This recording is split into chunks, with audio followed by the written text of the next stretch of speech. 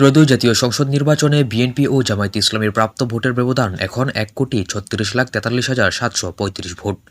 গত বুধবার ২৯৭টি আসনের কেন্দ্রভিত্তিক বিস্তারিত ফলাফল নিজস্ব ওয়েবসাইটে প্রকাশ করেছে নির্বাচন কমিশন। ২৯৯টি আসনে ৪২,৬৫১টি কেন্দ্রে ভোট গ্রহণ করা হয়। এর মধ্যে ২৯৭টি আসনের আনুষ্ঠানিক ফলাফল ঘোষণা করা হয়েছিল। চট্টগ্রাম ২ ও চট্টগ্রাম ৪ আসনের ফলাফল আদালতে মামলা নিষ্পত্তি হলে ঘোষণা করা হবে। মানে এখনও এই দুটি আসনের ফলাফল ঘোষণা করা হয়নি। ত্রয়োদশ জাতীয় সংসদ নির্বাচনের ফলাফল বিশ্লেষণে জানা যায়, ধানের শীষ প্রতীক নিয়ে প্রতিদ্বন্দ্বিতা করা বিএনপি প্রার্থীরা মোট ৩,৭৪,৬৮,৬৪ ভোট পেয়েছেন। দাঁড়িপাল্লা প্রতীকের জামায়াতে ইসলামীর প্রার্থীরা পেয়েছেন 2,38,25,259 ভোট। ২৯৯টি আসনে মোট ভোটার ছিল 12,72,68,585। এর মধ্যে ভোট দিয়েছেন 7,66,81,193 জন। ভোট পড়ার হার হচ্ছে 60.24%। প্রদত্ত ভোটের মধ্যে বৈধ 7,49,90,113টি ভোট। তো ধানের শীষ প্রতীকের প্রার্থীরা 211টি আসন পেয়েছেন। এই প্রতীকের প্রার্থীরা সবগুলো আসনে পেয়েছেন বৈধ ভোটের 49.97%, মানে প্রায় অর্ধেক ভোট পেয়েছেন তারা। জামায়াতের দাঁড়িপাল্লা প্রতীকের প্রার্থীরা 68টি আসন পেয়েছেন। দলটির প্রাপ্ত ভোটের হার 31.77%। জাতীয় নাগরিক পার্টি এনসিপি 6টি আসনে জয়লাভ করেছে। দলটির প্রার্থীরা পেয়েছেন 22,86,795 ভোট, যা 100 ভাগের ভিতর 3.05%। বাংলাদেশ খেলাফত মজলিস 2টি আসন পেলেও দলটির সব প্রার্থী মোট ভোট পেয়েছেন 15,64,187টি। শতকরা ভোটের হার 2.09%। খেলাফত মজলিস পেয়েছে 1টি আসন, তারা ভোট পেয়েছে 5,69,730টি।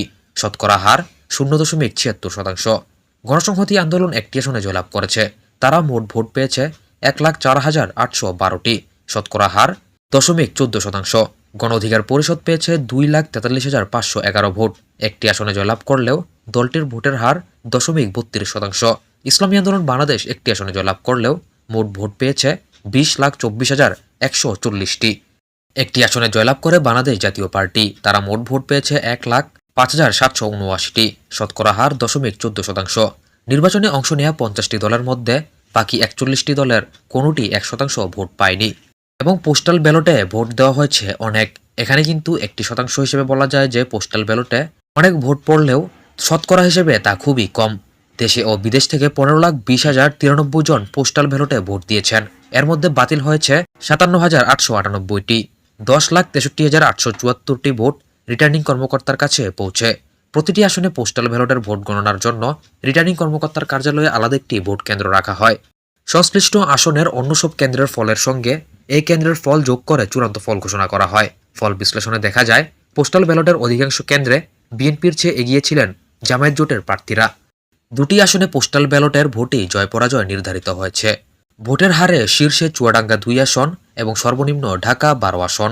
এবারের নির্বাচনে সবচেয়ে বেশি 78.27% ভোট পেয়েছে চুয়াডাঙ্গা 2 আসনটি। ঢাকা 12 আসনে সর্বনিম্ন 37.42% ভোট পড়ে, যেখানে সর্বোচ্চ 15 জন প্রতিদ্বন্দ্বিতায় ছিলেন। 5 ভাগের 1 ভাগ আসনে 70% বেশি ভোট পড়েছে। এবং ত্রয়োদশ জাতীয় সংসদ নির্বাচনে জামানত হারিয়েছেন 1347 জন প্রার্থী। 50টি দলের ও স্বতন্ত্র মিলে ভোটে প্রার্থী ছিলেন 2028 জন। এর মধ্যে 1347 জন জামানত হারিয়েছেন। এবার প্রার্থীদের জামানত ছিল 50,000 টাকা। প্রাথমিক তথ্য অনুযায়ী 1347 জন প্রায় 6.25 কোটি টাকার জামানত কুইয়েছেন বলে জানান ইসি কর্মকর্তারা।